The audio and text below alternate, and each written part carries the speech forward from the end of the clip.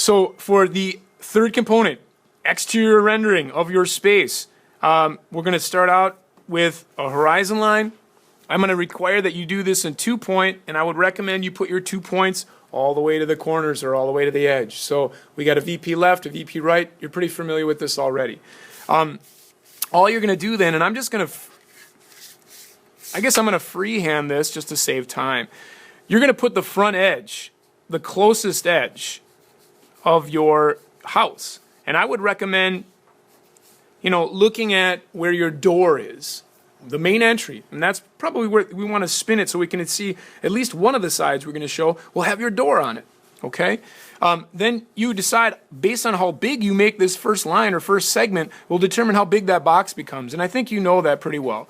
We'll bring in both sides to the point on either side, or both ends of that segment, I should say, to each point. And then again, you're going to decide how big you're going to make it. If it is a true box or a true cube, you'll just drop in some segments like this. Okay? And we already have the basics of our box. We're also going to leave this horizon back there because now we do have a real legitimate horizon of where ground meets sky. Eventually we can, we'll talk about this next week, but we'll want to put in, sort of bushes and sort of landscape it so it looks like it's sitting in an environment. All right.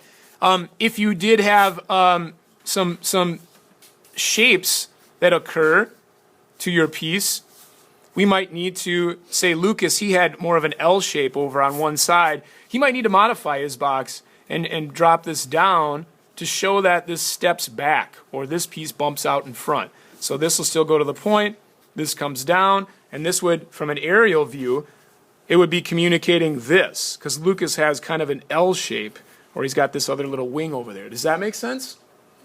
Then you're going to have to discuss roof, your door and all that stuff. That's all going to go to the point. You guys are all equipped and ready to do all this stuff. You'll have to figure out where your windows are placed. Use your Axon to help you to put that in. As far as roof, a gabled roof is really simply you just would find the center of this either by doing lines corner to corner and finding where those meet and going up from there. And then you can establish a pitch to your roof.